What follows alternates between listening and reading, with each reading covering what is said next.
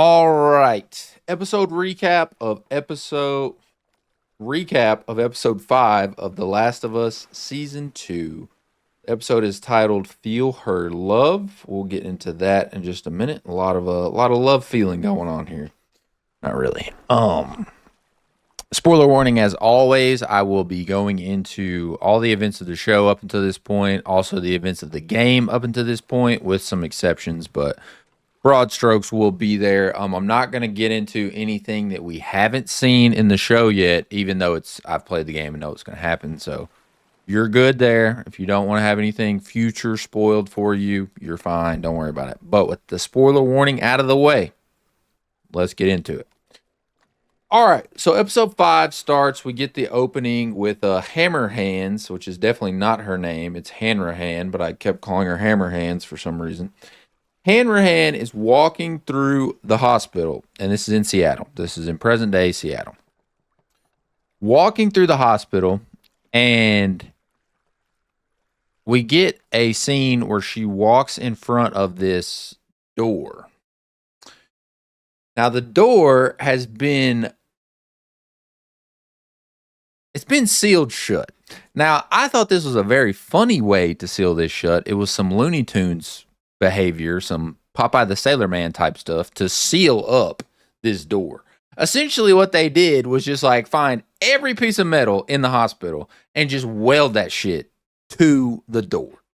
It was like just insanity to me. I mean, I guess what are you going to do? Like, you got to patch it up, so whatever. But I mean, I just thought this was very funny the way they did this. It was just like, hey, is there metal around? Yeah. Any piece of metal you can find, bring it to me. We're going to weld this door. But again, I just thought it was kind of Looney Tunes-esque, but whatever. Hanrahan then walks into a, like, I guess it's just like a hospital room, but it's set up as an interrogation room with Sergeant Park. And Sergeant Park's a little stressed here, as we come to see. She's smoking a cigarette, and this is the first cigarette we've seen in the show, by the way. Just something to think about. But she's very on edge, I would say. And Hanrahan says something to the effect of, explain why you sealed the door and trapped a bunch of our men down there to die. She goes into this story about how they swept the first 6 floors. Everything was clean. There's a few clickers, but nothing crazy. Like they're a militarized unit. They can handle that. They cleared the above ground floors of the hospital, but then they were like, oh, we got to check the basement. They go to B1, which is basement level 1. Everything's clear. There's not even rats down there. So it's all right. Everything's cool. They think. They then send a unit to B2. Now, B2 is a different story. So Sergeant Park tells Hanrahan that she even sent Leon down there. She's like, Leon? Okay. Also, when Hanrahan walks in the door, she's like, yeah, explain why you killed our men, blah, blah, blah, blah. And Sergeant Park says, well, this must not be as serious as I thought, but I know where I was going now. Hanrahan tells her that, oh, your men are loyal. They probably think we're going to execute you. And Sergeant Park says, well, you're not going to execute me because Isaac would be here to do that, and he's not here. So I don't think I'm getting executed. To which Hanrahan tells her there's a border dispute going on with the Seraphites, and they think the truce is broken, which is just good world building overall for us to just understand what's going on in the story, largely. So there's a border dispute with the Seraphites, and he's cleaning that up, so that's why he can't be there. Hanrahan tells her, like, basically cut the BS. Let's get to the story, because, like, I know why you were here to secure the hospital, but explain to me exactly why you did what you did. So she goes into the whole B1, B2 thing. When she sends the unit down to B2, she radios Leon, and Leon's coughing. And she thinks Leon got bit. So she asks him, hey, did you get bit? He said, no, it's in the air. Saying, like, the cordyceps virus is now in the air. Now, this is our first introduction to spores in the show. In the game, spores are kind of everywhere, and like I get why they didn't put them in the show yet, just because it's the Game of Thrones problem, which in this specific sense anyway. In Game of Thrones, in the books, everybody has like this cool badass helmet. But you don't want all these actors in helmets all the time. So practically, one of the reasons the spores are not in season 1 is because you don't want Pedro Pascal walking around all season with a mask on. So that's one reason. Another reason is just because spores make sense in the game because like the physics of the game are defined by the engine and the developers. So like the spores don't go everywhere. But in real life, it's like, well, the spores would just be everywhere, I think. So everyone would just be kind of screwed. But anyway, they come to this realization that it's in the air.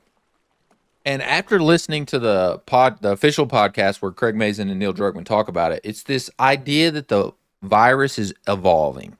It's constantly evolving, trying to, get one up on mankind, which is frankly terrifying. After Leon tells Sergeant Park that it's in the air, he tells her, seal us in. Like, we're infected now because it's in the air and we've been breathing all this in. You have to seal us in. So that is why Sergeant Park decides, okay, we got to seal him in. So they weld the door shut, and that is what's up, Dad? Happy Tuesday. They seal the door shut, trapping all the WLF soldiers on B2. And she explains earlier, like, that's the only way in, like, the stairways are collapsed, and that the elevators don't work. They can't get the cars back up or something. I wasn't entirely sure. Oh, the cars are stuck on B1, I think is what she says. Anyway, Hanrahan is like happy with this. Not happy, but she's like, okay, Sergeant Park did the right thing here. So she makes sure, like, hey, nothing got out. It's not like in the hospital. Sergeant Park says, no, we don't think it's in the hospital because we've been in here for weeks and like we would have been infected by now if the spores had gotten from the basement to the rest of the hospital. So they think everything's fine. It's been contained.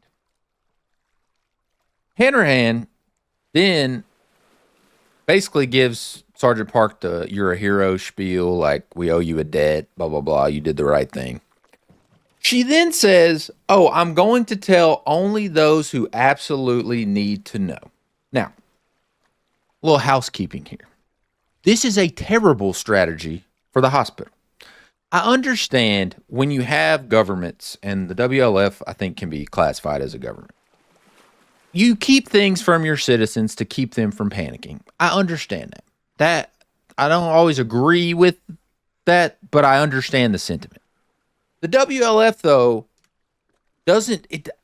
I'm confused. It's a little nebulous on who all they tell in the hospital that all this is going on. Like, hey, there's spores in the basement. And by her saying, I'm only going to tell people who absolutely need to know, I don't understand it. If you're going to have people in the hospital, you need to let those people know, hey, by the way, the basement is a death trap. Do not go in the basement. This is a change from the game, which, again, there are a lot of changes. But in the game, not if you remember, because some of y'all may not have been in my stream on Friday. In the game, you find a note where the WLF is going over all the supplies they need from the hospital. In the note, it's like, we need gauze, stretchers, butterfly bandages, whatever else they needed. They said, check the upper floors. There's still some spots we haven't checked, but under no circumstances should you go in the basement. Avoid the lower floors. So in the game, it's clear that like everybody knows what's going on. But I don't understand why you wouldn't just have an open policy with the spores. Now, I guess because, it's evolving, people are worried. This would definitely make some people panic because now the disease is, or the infection, or whatever you want to call it, the virus, is airborne, which is concerning, of course. But I just feel like open policy here is the best move to just be like, hey, guys, don't go in the basement. Now, maybe it's because they think, oh, we've got it all blocked off. No one can get in the basement, which turns out to not be true. But that just, I don't know. I didn't. It made sense why Hanrahan would say this, but I didn't like their leadership strategy here. Not that I agree with WLF's leadership strategy very much. Anyway, we then get the reveal that Sergeant Park's best man, Leon, the best man in her unit, is her son. Hanrahan walks out and she just kind of turns real quick and says, "I'm sorry about your son." So Sergeant Park sent her son down into B2, into the basement. That's where he finds the spores with his unit. He is infected. He tells his mom, "Seal us in." She does what he asks, and essentially he is infected and stuck on B2 now. Just harrowing stuff. I mean, it was Mother's Day too. I mean, good God, that was horrible. We didn't get the intro. Nothing new here. You know, same old intro. I mean, Ellie's still the only one at the end, but I mean, that's been happening for a couple weeks now. But cut to the theater, and the Seattle Day 2, not logo, but just words pop up at the bottom like it does in the game. So we're clear that, hey, this is a new day. Dina is sitting at the map triangulating the WLF's movements. Now, this was pretty cool because I didn't really know how triangulation works, and I feel like I understand it a little better now.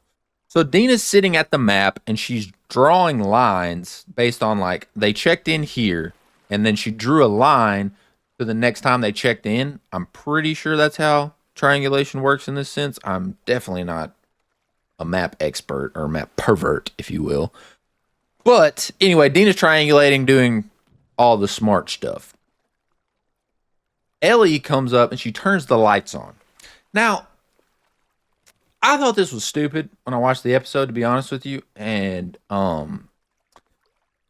just, you're in a city where you're not supposed to be there. Like, the WLF and the Seraphites have taken over the city in their respective areas. You, Ellie, and Dina are not supposed to be there. If they find you, they're not going to be like, "Oh, hey, new neighbors, sick." No, they're going to be pissed and probably attack you. So the move here is to be inconspicuous. Lay low. Don't make a lot of noise. Now, Ellie and Dina are reckless. They mentioned that here in a few minutes. But just to turn the damn lights on of the theater seems very stupid to me. But whatever. Ellie tells Dina that, yeah, they have natural gas, which is how she got the lights on, which, okay, cool. Ellie is, well, she's not an idiot, but she does not know how triangulation works. She has no idea what Dina is doing. So Dina and her have a back and forth and blah, blah, blah. There's some funny stuff about a protractor here. Ellie is in like, you know what? I'm going to leave you to it. I'll go explore the rest of the theater because you are smart and you're going to figure it out. So Ellie goes into the theater auditorium. This was a really cool scene because nowadays we think of going to a concert or going to the movies. That's like pretty commonplace. Like, yeah, it might be a special occasion, but like it's not out of the realm of possibility for any of us. But for Ellie, who's probably never been around as many people as that theater can fit, like at once, to walk into the theater auditorium, see how big it is, and it's just you get this look from Bella Ramsey where you can tell that they are thinking, wow, what would it be like to like be here with all these people, the place full, and like listen to some music? That would be awesome. Obviously that can't happen anymore because, you know, the damn world ended. But Ellie is imagining that going on. She walks up to the stage, and I'm bumping up against this a little bit too. The stage looks like it's been set up for someone to play, like today. And I mean, this is 20, 30 years into the apocalypse at this point, and it looks pristine. I didn't love this, but it didn't like take me out of the episode too much. I was just kind of like, all right, this is a little. It looks like someone Thanos snapped the band off the stage and like yesterday, and everything's just cool. So whatever. Ellie picks up the guitar and she starts to play the song from the game, Future Days. She gets the line out, "If I ever were to lose you," but then she stops. And obviously, if you played the game, you know that is a song that Joel plays for Ellie early on in part 2. And it's very central to the game's themes and just the overall narrative of the game. But to hear Ellie start to play this, but then realize she can't, it's like she can't confront that yet. And I think it really showed grief in like a human way that, when you lose something or someone, there's certain things that you're just not ready to do yet. Like you hear things or like a song you had with like an ex or something, and this is obviously not as traumatic as someone being murdered in front of you, but you know what I mean. When a certain song is tied to a person, when that person's no longer around, you don't really. It felt very real to me that she wouldn't be ready to sing it yet. So she plucks the first line or so and then puts the guitar down and walks away. She's not quite ready to deal with that yet. Dina walks in and Ellie's like, all right, did you figure it out? She's like, yeah, I think I did. Let me show you the map. They go upstairs and Dina has shown basically on her triangulation mission here, she's figured out a gap in the WLF's patrols. And it's this big, long building. Now, Ellie smartly says, well, why aren't they patrolling this? This is like a big building for them to just be ignoring. So why are they not patrolling this? They both come to the realization or understanding that it's likely infected. There's likely infected in the building, and that is why the WLF choose not to patrol it. But if they cut through that building, they, number one, avoid the patrols, and also it will put them a quarter mile from the hospital, that's where they're trying to get to, because they heard on last episode that Nora is in the hospital and they need to talk to Nora. Well, they need to get information out of Nora. I don't know if talking seems a little passive for what happens, but Ellie's like, how did you figure all this out? Like, why are they just talking on the radio like this, just so laissez-faire? And Dina says, I don't know, but these people talk on the radio like they know no one's listening. Ellie's like, well, that's ridiculous. Like, they're in a war and they're just broadcasting their movements. That's insane. The Amish then get a mention here. Dina brings up how, like, the Amish, she's like, Ellie, do you know what Amish people are? And she's like, no, I have no idea. And she's like, well, they used to exist back in 2003, obviously because the world ended in 2003 in this show. But they used to exist back in the day, and the people essentially lived like they were in the 1800s.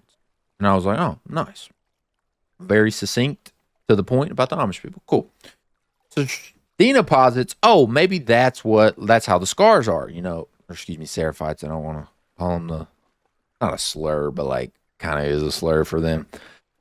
She says maybe the Seraphites are like that. Maybe they are kind of anti-technology, and that's why the WLF just feels so secure and being so blasé on the comms and just broadcasting absolutely everything that they're doing.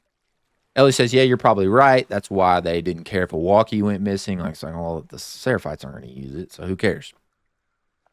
A really cool insight. Again, it's like it's not a throwaway line, but it's not terribly central to the story right now, but it kind of helps color in the lines for the Seraphites and how the WLF and the Seraphites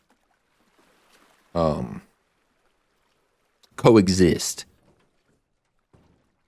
Ellie is like, oh, hell yeah. They're overconfident then. That gives us an advantage. Dina says, yes, but what we're doing is incredibly reckless, and so it's kind of a wash. Ellie agrees and says, let's go be reckless, which, I mean, they've been reckless the whole season, so this doesn't feel out of character for them. I don't love it. I'll get into some of that later, the dynamic. Maybe not the dynamic, but how Ellie and Dina are behaving. But, again, I like the episode. There's nothing else to say there. I like the episode, so I don't want it to come across as I'm like, I didn't enjoy it, because I did. Okay. They're walking down the street outside of the theater they decided we need to leave right now to get to that building by nightfall. So they're walking down the streets of Seattle in broad ass daylight. I mean, it's daylight. Not a cloud in the sky. Sun is out. This felt so stupid to me. Now, again, they're being reckless, so this is reckless. So, like I said, on brand for them. I'm not saying they shouldn't have done this, but it just felt like, what are you two doing? It's broad daylight. You're in the middle of a war. And even Ellie brings it up. She's like, are you sure this place is clear? And Dina's like, oh, do you not trust me? And Ellie says, I trust you, but I don't trust Seattle, which is fair. But I'm just like, why are y'all walking down the street in the middle of the day? Now, I think I'm bumping up against this more than I did in the game. Because in the game, Seattle doesn't feel as open. It feels like very narrow at points and like you're kind of just ducking in and out of buildings and whatnot. Obviously, Seattle's not like that in real life. There are streets and open areas that they have to traverse. So I get it. Just logistically, they have to do this right now. But seemed dumb to me. Ellie then asks Dina what she's going to name the baby. Dina like jokes with her a little bit. She says, "Oh, if it's a girl, Ellie. If it's a boy, Elijah." And Ellie's like, "Oh, really?" She's like, "No, idiot. Like, of course I'm not going to name it after you." And we then walk to a pile of corpses. On the wall, they walk up to this wall, and there's a mural that was painted by the Seraphites that we've seen a couple times in the game up to this point, and it says "Feel Her Love," and it's a mural of the prophet. Under the mural, there are, I don't know, 5, 6, maybe even 7 dead Seraphites, and spray painted on the wall by the wolves are the words "Feel this, bitch." And I laughed when I saw this because it was like, it's obviously not funny that these people were lined up on the wall and shot, but like, just feel this, bitch. Like, felt like something I would say. Obviously, I wouldn't do these actions, but it was kind of funny to me. Dina then begins to get sick. Obviously, we've seen this a few times now. When she sees like wanton violence and like just corpses, she gets sick, which is completely understandable. Ellie then has the thought that I was having, like, we shouldn't be doing this. Like, you're pregnant. I need to just take you home, which was interesting that Ellie says, I need to take you home. Ellie didn't say, well, let's go home and, we can just put all this behind us, blah, blah, blah. What I got out of that was Ellie was saying, I'll take you back to Jackson, but I'm going to come back and, continue this mission. So whatever. Dina then hardens like immediately. It was such a drastic change because she's just like, gotten sick from seeing all the bodies, but immediately she just locks in. And she says, no, we're not going back. You never asked me about the first person I killed, which is true. A few episodes ago, Ellie told Dina about the second person she killed. Dina didn't share the first person that she had killed. She then proceeds to tell the story of the first person she killed. Dina tells Ellie that she used to live outside of Santa Fe in a cabin with her mom and her sister. And there were a few families around, but like for the most part, it was just them. And she's a kid, so, she wants to play outside. Her mom won't let her because she's like, it's dangerous. You can't be outside. One day, Dina sneaks out anyway. She's 8 at this point. So little 8-year-old Dina sneaks out and, is just playing outside. She's a kid. She wants to, she doesn't want to be cooped up in the house all day.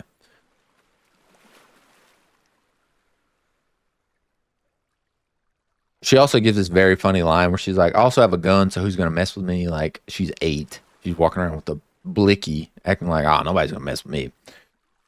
So then she says, well, the world is messed up, obvious, and you obviously know how the story ends. I don't live in a cabin in Santa Fe anymore with my mom and my sister. So how do you think this story ends, Ellie? Ellie guesses that, a raider came along. Dina says, yes, just one raider. And that raider killed your mom and your sister. And then by the time you got back home, you found them.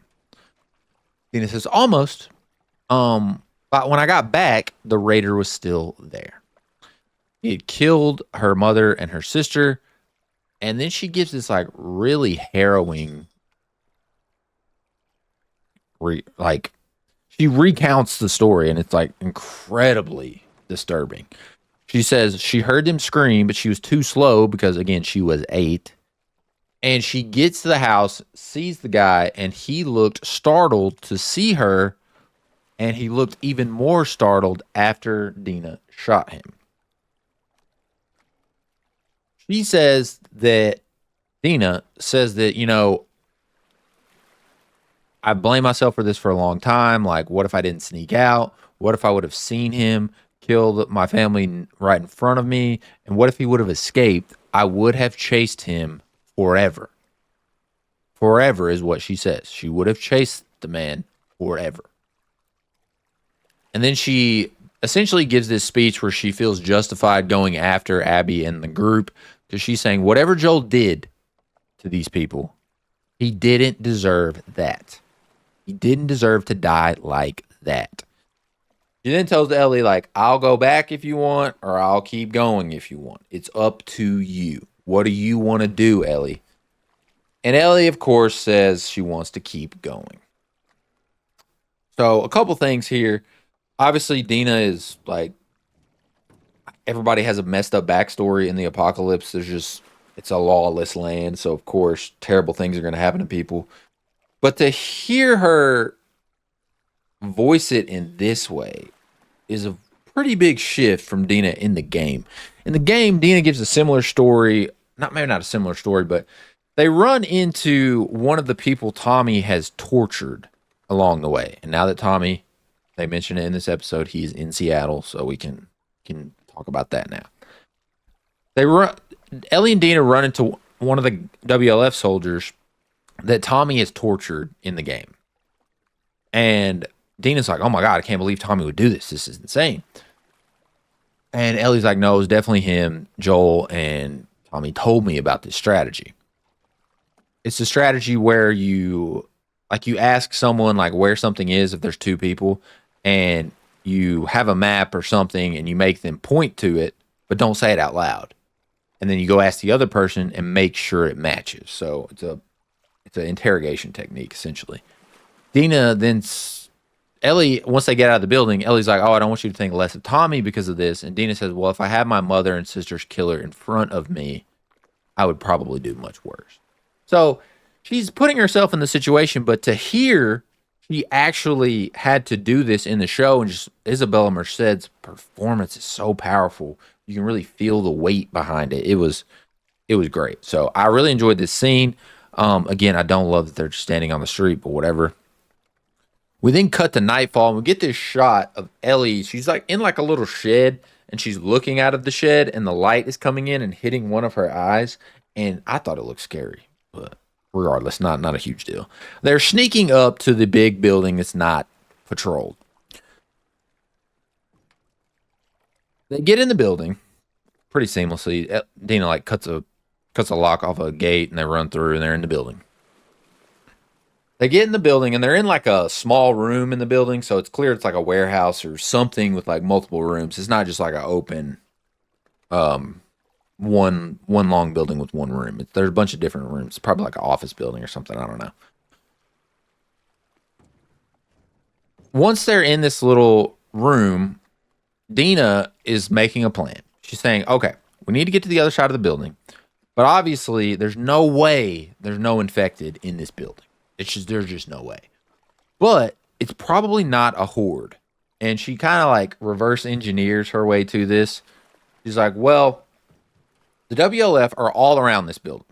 They're driving around in their tanks or vehicles or whatever. Like, they're being really loud.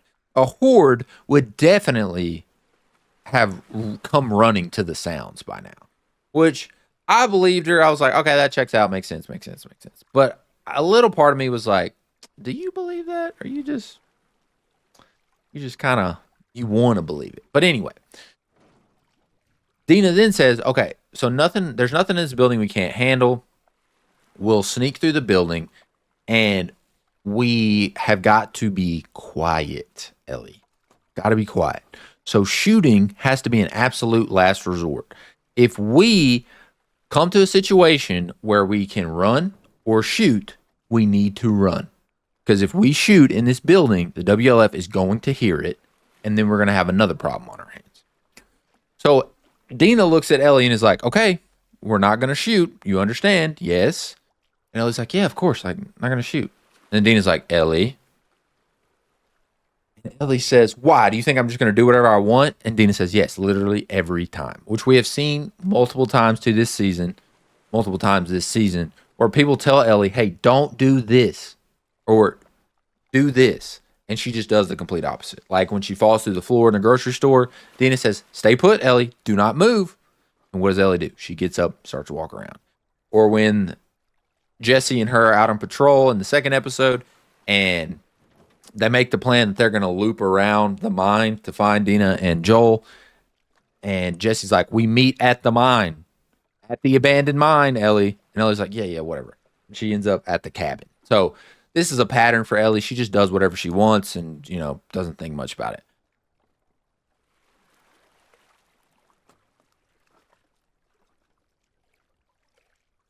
Okay. Next, so they make the plan like, hey, we're going to be quiet. We're only going to shoot when absolutely necessary. We're going to run if we need to. Ellie's like, Dina says, I'm going to check the building out just a little bit. I'm just going to peek out the door. And Ellie's like, yeah, you should definitely do that because you're the one that can't get infected. Which I was like, finally, Ellie is using her brain here. So Ellie peeks out and she's like, haunted but empty. Building seems empty, which this was concerning to me. But they decide we're going to use guns as a last resort. They get their knives out and they start walking. Now, they're walking through the building proper, and it's just long hallways. Long, pitch black hallways. I mean, truly a nightmare of mine. They're just creeping along through the building, got their flashlights out, and I was just like, something horrible is about to happen to them. There's just no way around. They don't hear anything. Dina makes it very clear that, I don't hear anything. Everything's cool. Everything's cool. They enter a large room. In the large room, they're like sneaking up through it, and we see off to the side, there's a body that's been torn in half. And when I saw the body, I immediately thought of the scene from the game when Ellie's by herself, obviously, but you're sneaking through a little office building and a bunch of stalkers appear. So I was like, the stalkers are back. Stalkers are back. This is going to happen. They hear a sound and they both peek over, and there's like a stalker up above them on like a bunch of crates, and he like laughs at him a little bit and then ducks behind the crate. And Dina's like, what the hell is that? And Ellie's like, oh my God, I think it's a smart one. Because they haven't named them stalkers yet in the show, but she even says like the one that stalked me at the supermarket. So they start to make a plan. They're like, all right, it's just one. Dina's like, well, you killed it, so we can kill this one. It's like, yeah, but it bit me last time. Dina's like, it bit you? And Ellie goes, what do you want me to do? Tell you? Like, obviously not. She's not going to tell her at that point. It's like, we're going to make a plan. We're going to flank it because it's 2-on-1, and we can take this thing down before it gets to us. They peek back up, and there's not one stalker. There's about 3 of them there now. So they're like, oh, great. We no longer have the numbers advantage. We need to get out of this building. They say, okay, well, we'll just go back the way we came. Good plan, good plan. They're going to do that. They turn, and there's about 5 stalkers behind them now. So they're surrounded. There are stalkers everywhere. They're screwed. Ellie then, on the fly, comes up with this plan. There's like a little, I didn't know what this was. There's just like a random caged area in the building. I don't know if it's like I don't know why it's there, but regardless, there's like an area where it's fenced off and there's a cage. Ellie says, Dina, you're going to run to the cage. I'm going to draw him to me, and we're going to take him out.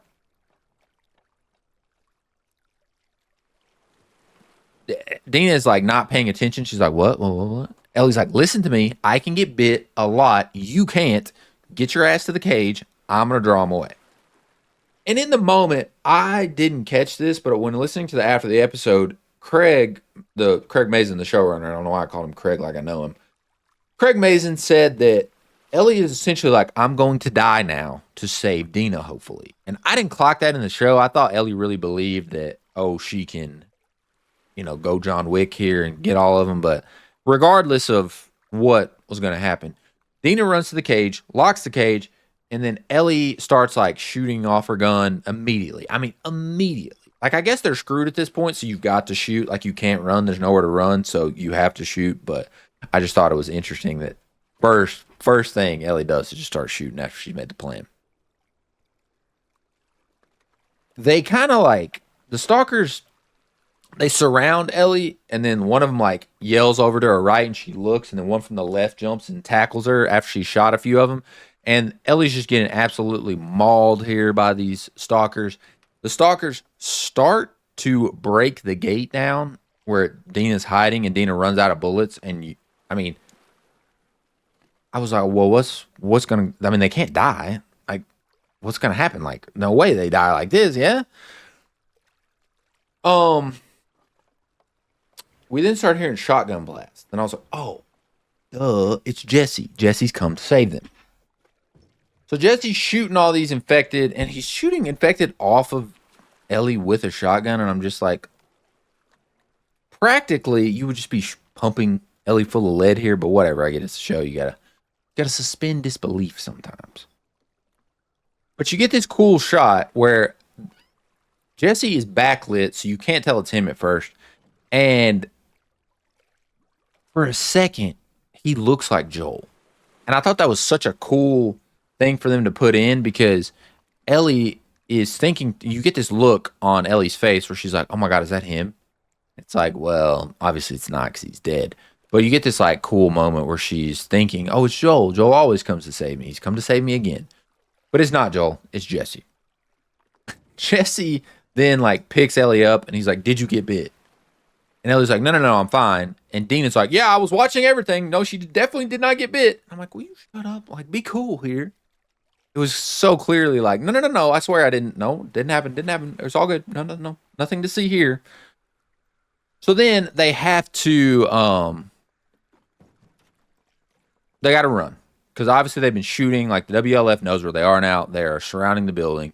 They run out, and the WLF is chasing them. They're not hitting anything. Very Stormtrooper coded here.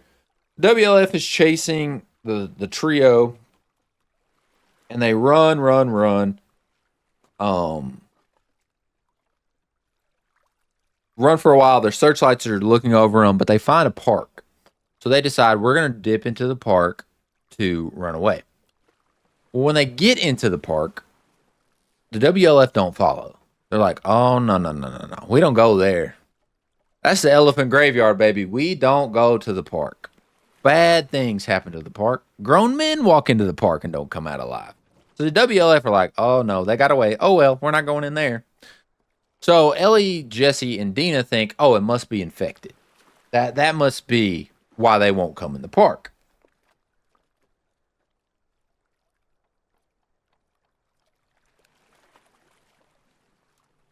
That must be why they won't go in the park. We quickly find out that is not why the WLF will not go in the park.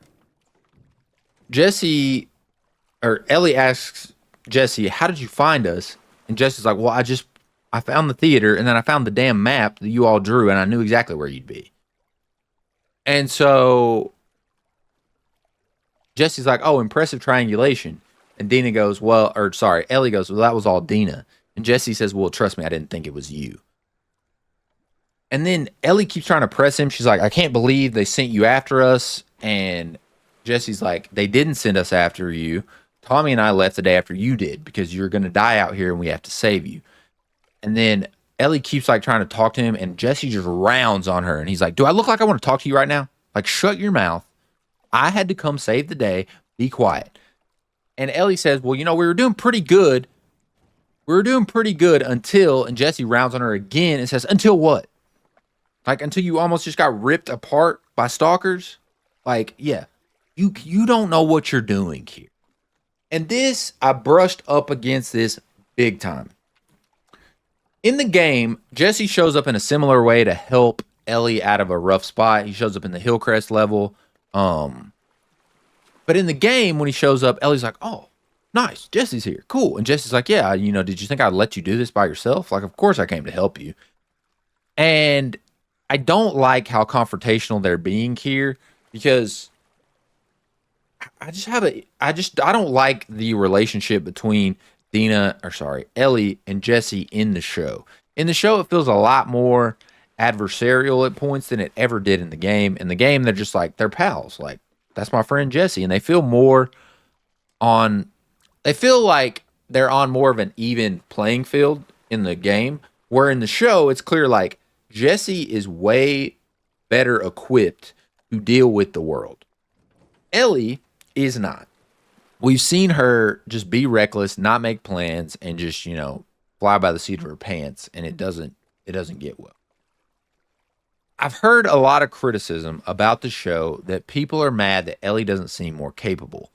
And we've gotten some scenes where we have seen her like take down some infected, take down some WLF soldiers. We haven't seen a ton of it. And this, I kind of feel the same way. I wish Ellie was a little more capable in the show than she is in the game. Now, this is not an indictment on Bella Ramsey. I think they've been doing a fantastic job conveying the spirit of Ellie. So this is not an indictment on their performance at all. But I don't know how to fix this issue. We're wanting to see Ellie more capable. Because if Ellie's running around like in the game, just, John Wicking it up and killing 15 people every 2 minutes, like that's going to get old and it's not going to be believable. So I think maybe the show just needs to spend more time with Ellie to show us her doing things where it's like, okay, she's got a hold of this. She can do, she's capable. But maybe that's not the message they're trying to send, because they have mentioned multiple times how reckless they are being. I mean, the lights thing in the theater, them like goofing around in the first episode when they're about to kill the clicker. So maybe that's not the message they're trying to send. But I would like to see Ellie be a little more capable. And again, I don't really know how you go about doing that, because you don't want Ellie running around like John Wick, killing just scores and scores of people. It just wouldn't look realistic on screen. So I don't love where this is at right now with Jesse and Ellie, but again, it was still a great episode overall, and the dynamic was interesting. I just prefer the dynamic from the game more than this kind of adversarial, hostile dynamic that's going on in the show right now. Jesse tells Ellie, like, hey, Tommy and I split up, so we're supposed to meet back at the theater tomorrow. Then we're going to, we're going to meet back at the theater tonight, and then we're going to rendezvous tomorrow with Tommy, and then we're going home. And Ellie's like, what? No, we're not doing that. And Dina's like, hey, Ellie, what? Which I was like, 20 minutes ago, Dina is like, I didn't know how to read this exactly from Dina. I didn't know if Dina was trying to say, oh, well, yeah, of course, Ellie, we're going back. Like, what do you mean? Like, what? Why would you say that? Or Dina's just like, hey, Ellie, not right now. We can talk about this when we're all safe. I don't really know what Dina was trying to say there, because 20 minutes ago, Dina's talking about, oh, yeah, like, I would have hunted him forever. And now you just switched that up to say, oh, no, we got to go back now, Ellie. So I don't know what to make of that, but regardless, Dina pushes back a little bit there. And I'm going to run to the restroom real quick, and I'll be right back, and we'll pick it up right there. Sorry. Technical difficulty. Dina and Jesse are arguing. Sorry, Dina, I keep saying that. Ellie and Jesse are arguing kind of under their breath, and their argument is cut short about whether or not they're going to go home when we hear the dreaded whistle. We hear the Seraphite whistle ring through the forest, and obviously they're like, oh, this is why they don't go. This is why the WLF doesn't go in the woods. We see the torches start to appear in the background, and they kind of get down, and they come upon the Seraphites torturing this WLF member. They put a noose around him, pull him up, but they put a bucket under his feet. the like head Seraphite, I don't know what you would call him here, but the head Seraphite walks up to the WLF soldier with a sickle. Got a little sickle with him. And the soldier's just like pleading for his life. He's like, I'll join you. I'll join you. And the Seraphite is like, oh, too late. Like, too late to do that. Blah, blah, blah. And then the soldier's like, well, I know what Isaac's planning. Like, I know where his next attack is. Like, blah, blah, blah, blah, blah. And this reminded me a lot of Glorious Bastards. Like, not tonally at all, but just the fact that he's like, yeah, we're not interested in your information, like, blah, blah, blah. So the scene it reminded me of, or not the scene, but just the phrase from the movie, is when Lieutenant Aldo Rain keeps saying, we're not in the prisoner taking business.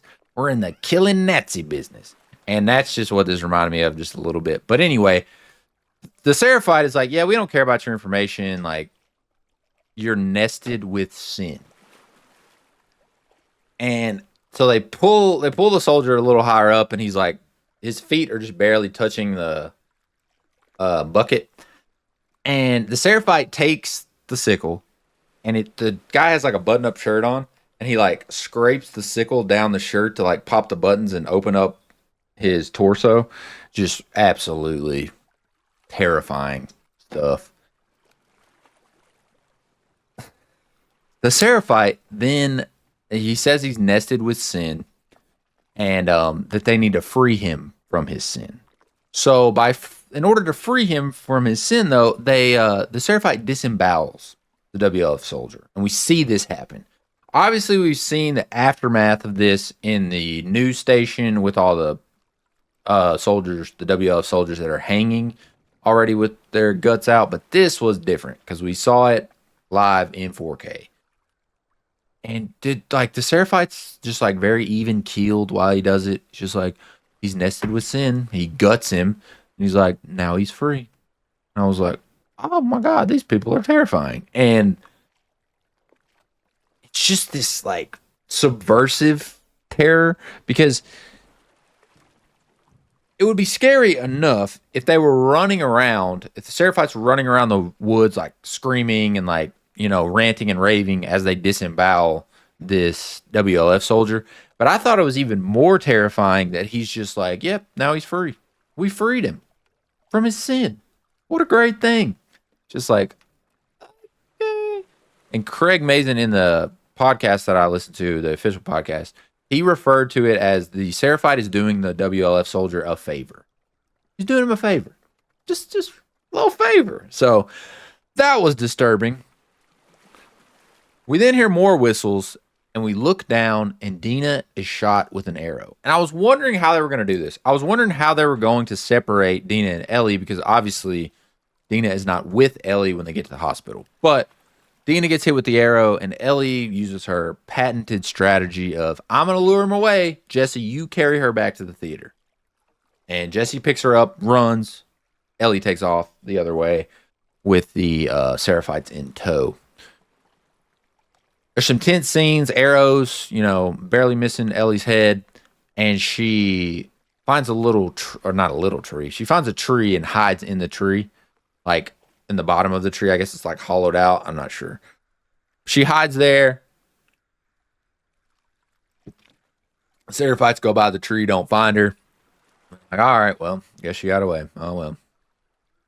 Oh, something I missed. When the Seraphites notice that Dina, Jesse, and Ellie are there, the head Seraphite says, oh, you can't get away, Wolf. She sees all. And I was like, this religious fanaticism is just insane. Like, it was so terrifying. It's so well done. Anyway, Ellie comes out of the tree, and she's about to go back the way she came and meet up with Jesse and Dina, but she sees a sign that points to the hospital. And and this is pure conjecture, but I think it's pretty accurate based on what happens. That she thinks, oh, that's right. I'm a quarter mile away from the hospital. I'm right here. Like, the hospital's right there. I need to get to Nora. Let's just go to the hospital. So Ellie rolls up to the hospital, and it's just like in the game. It's full of WLF soldiers, but instead of killing all them, which I guess you don't even have to do in the game. That's another thing. Like, I choose to take out every enemy just because I want to like fully loot the area, but you don't have to do that. Like a lot of these scenarios, you can just sneak through.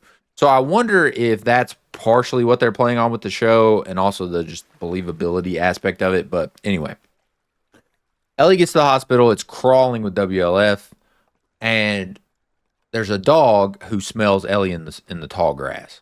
So the dog takes off, like not takes off, but it starts barking. And the guard with the dog, like, is like, oh, let me check it out. I don't know what it is. Ellie's able to like crawl through this like little opening in the concrete and get into the hospital. And the guard is just like, oh, it must have been a critter or something. Like no human could fit through there. We then cut to Nora, who is tending to patients in the hospital. She's got a bunch of bandages in a just in like a metal container, and she's like very loving. Maybe not very loving. That's too hyperbolic, but she seems pretty nurturing with the patient. You know, she like bandages them up, cuts the bandage, and she's like, "All right, you're all set." Like it felt like what a normal doctor would say to you if they're, helping you out. She's like, "Oh, you're all set now. You're good." Nora then is washing the bandages in a like off dark room, and the scene from the game happens. Ellie appears from the shadows, and she's like, "Put that down." Nora then turns around. Ellie says, "Do you remember me?" "Yeah, of course you remember me." And I'd forgotten this, that Nora is the one who is pinning Ellie down while Abby kills Joel. So there's like an extra added bit of rage for Ellie here because she's like, "You made me watch this." They then get into not an argument, but they start talking. And I gotta say here, Ellie, this is a lot of talk. She's letting Nora talk a little too much for my liking here, just like in the game, but regardless. Nora apologizes to Ellie. She's like, "I'm sorry you saw that. No one should have to see that." And then Nora goes into a classic line from the game. "Sometimes at night I still hear him scream." And as Nora's talking, you keep getting these shots of Bella Ramsey, and it's clear that Nora's words are wearing on Ellie. It's like, oh, she's kind of like being taken back into that trauma a little bit.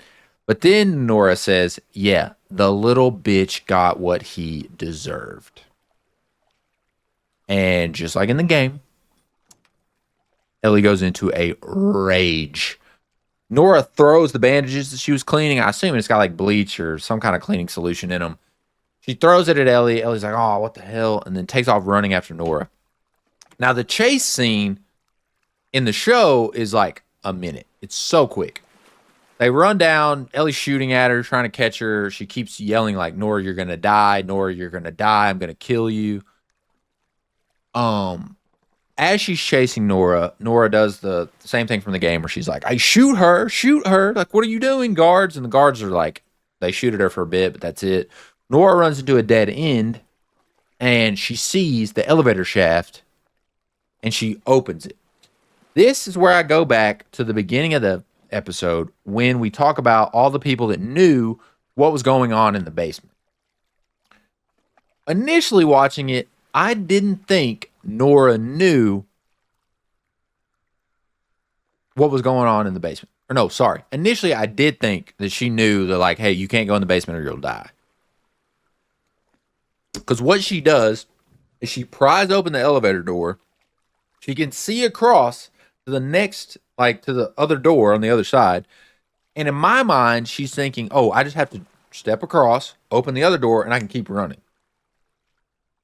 Instead, when she steps on the elevator, it falls immediately down to B2, which we know now is where the spores are.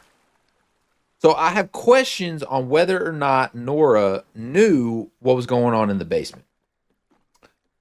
And I can see the argument that no, she didn't, because, you know, she wouldn't have, maybe not wouldn't have done that, but she probably wouldn't have kept running if she did it, but I just I don't know who is told about the spores in the basement because Nora to me seems like pretty high up in the WLF because she is in charge of this hospital, I think, because on the radio, the previous episode, when they're like, oh, the scars are attacking, the scars are attacking, tell Nora to get ready, which would mean like, okay, she's a prominent figure. Surely she's high enough in the chain of command here to get the heads up about the basement.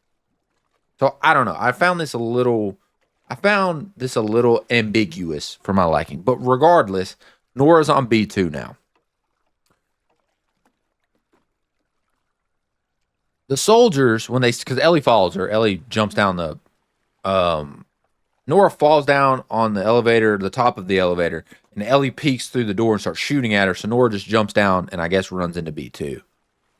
Ellie follows her, and the soldiers are like freaking out. They're like, oh, seal it off, seal it off, seal off the whole wing. No, no, no, no, no, seal off the whole wing. Which would indicate to me that, okay, they know what's going on. So I don't know if Nora knew or not. It's just a odd question. It ultimately doesn't matter, but I was a little confused by that. This is of course different from in the game because in the game you're chasing Nora for much longer, to be honest, and you run into a dead end where Ellie has Nora from behind and there's WLF in front of her, but there's a hole in the floor and there's spores down there. So they're all like, "Oh, you're screwed. You have nowhere to go. You have to just give it up." And Ellie's like, "Nah, bro, I can do this," and just falls into the spores. So a little different here, but regardless, Ellie then gets into B2, and we see the spores for the first time. The walls are overgrown with cordyceps, which is straight out of the game, which I really like when they do this. It's so creepy looking, but beautiful at the same time. We see the cordyceps on the walls. There's spores floating through the air, but Ellie's breathing just fine. We then see infected that are in the walls. So the infected are in the cordyceps, which we see from time to time in the game, but the infected are in the walls and they're breathing out the spores. I didn't catch this on my first watch through, but on the rewatch I did. One of the infected in the walls, his name tag is L Park, which I can only assume is Leon Park, the sergeant from the beginning of the show's son. So he is now in the wall, essentially just like spitting out spores for the infected.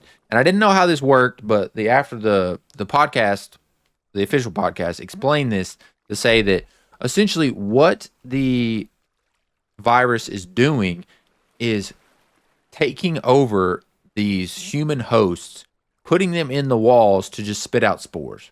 So they breathe in oxygen and exhale spores, and that's all they do. So little Leon Park is just down here now forever, just spitting out spores, and that sucks for our boy Leon.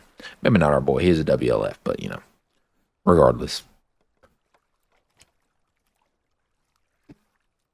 Ellie's kind of like fascinated by all this, but also, I'm sure, deeply disturbed. Or she's seeing the soldiers in the wall, and like we see a doctor or two, and they're again just coughing out the spores. But she hears Nora coughing around the corner. So she turns the lights on, but there's not real lights. It's just that red light that's so synonymous with the game, and I love the lighting here. Nora's like, "You killed us both, you stupid bitch. You killed us both, blah, blah, blah, blah, blah." And Ellie walks up, and this line read was chilling. Nora's just yelling at Ellie that, like, "Oh, you killed us both. Way to go, you stupid idiot. Like, I can't believe you've done this." And Ellie just looks at Nora and she goes, "Did I?" And that's when Nora realizes, you're her. Because if you remember back to the first episode, in the first scene, the Fireflies are talking about, oh, there was a rumor about some infected girl. Or sorry, immune girl. And I thought it was Nora that said, "No, that's BS. that can't be real. But after listening to some other stuff, I'm pretty sure it was Mel who said, no, that's BS. Nora was the one who was like, yeah, there's some rumor about some girl that's immune, but I guess it doesn't matter now. So now for Nora to see unequivocally Ellie is immune because Nora's coughing on the ground. She like can't breathe with all the spores, everything, but Ellie's breathing just fine. So Nora knows for sure that Ellie's immune, which is important. That was one of the things the showrunners talked about, that it was important for Nora to know instantly she's immune. And a bite can take, a day or two, but spores, if she's not coughing and she's breathing just fine, it's clear she's immune. Nora then is like, don't you know what he did? And Ellie says, I don't care. And then Nora proceeds to tell Ellie everything Joel did. He murdered everyone in that hospital. He killed the only person who could make a cure from you. And that was Abby's dad. And she goes into it a little more. And we cut back to Bella Ramsey. And the red light that they had on her, or excuse me, them, makes their eyes black. So when you're looking at Ellie, you can't really see, like you see their pupils, but they're just black. And so you can't see anything else, just black eyes. And Ellie says, I know. Which is huge confirmation that Ellie knew exactly what Joel did. Not at the time, obviously, but she knows now. And she knew before Nora said anything. And this was just chilling, to be honest. Like, she's like, I know. Which begs the question, okay, then why is she still doing this? Why is Ellie going to these lengths and still trying to enact her revenge if she knows what Joel did? Which is something I'm sure we'll get into later, so I won't say anything else about that now. The whole time, Ellie's just asking Nora over and over, where's Abby? Where's Abby? Where's Abby? And Nora's like, no, I'm not giving up my friend. No, not giving up my friend. Ellie then turns around and finds a pipe, which looks suspiciously like a golf club, I will say. She takes the pipe and proceeds to beat Nora in the leg over and over again with the pipe. Terrible, terrible, terrible. It's such a just villainous scene that makes you really question, like, are we on Ellie's team? Should Ellie really be doing this? And we get an abrupt cut because we see her hit Nora a couple times and like, that's all I needed. I didn't need to see her, continue to do what she's doing. We then cut to a flashback a few years earlier, and our beloved man, Pedro Pascal, is back as Joel. And Ellie like rolls over in her bed, and Joel like peeks in her room, and he says, "Hey, kiddo," and she's like very happy, and she's like, "Oh, hey," and the episode ends. Very good episode of television. I really enjoyed this. The action set pieces with the stalkers was just, so scary and so well done. The Sarah fights in the woods, also well done. I do have some gripes, just how Ellie's being portrayed just a little bit, but I'm going to keep watching. I'm loving this season, and so even with my reservations or like slight gripes with how Ellie is behaving compared to how she does in the game, I'm willing to see it out and see where she gets to by the end of this season and this series. So, we got 2 episodes left. I have my thoughts on where I think the season's going to end, but I won't share them here, so don't worry. But yeah, we had a lot in this episode. If the pacing of it felt pretty fast, to be honest, we got through a lot of game in this one episode of TV, which is fine. Like I understand there's stuff that there's a place they want to get to by the end of the season, and in order to do that in the condensed season, they have to speed a few things up because obviously in the game, you can just keep playing. Like, you had the whole game. We're not going to have the whole story in this season. It'll have to continue into next season. So I'm not as like mad about the pacing. It does feel pretty rapid at certain points, but I don't know. It hasn't been enough to ruin the show for me at all. Isabella Merced once again turns in a fantastic performance. Bella Ramsey again turns in just a brutal performance. Yeah, I enjoyed this episode quite a bit. I can't wait to see what is coming next week and the week after that, because we are 2 weeks away from having to wait 3 years for the rest of this show, which sucks. But all in all, like I said, good episode. I enjoyed it. Yeah, that's all I really have to say about it. I thought it dealt with some interesting parallels between Abby and Ellie, especially with the pipe and hitting Nora in the leg and the pipe looking like a golf club. Thought that was some interesting stuff there. But yeah, I mean, that's all I really have to say about the episode. I enjoyed it. I'm looking forward to Sunday night for the next episode. But yeah, if you enjoyed this recap, I would appreciate it if you would like and subscribe to the channel. Leave a comment down below. If you want to see me do this live, I do it every Tuesday after the episode premieres on my Twitch channel. So definitely check that out. But yeah, otherwise, I will see y'all later.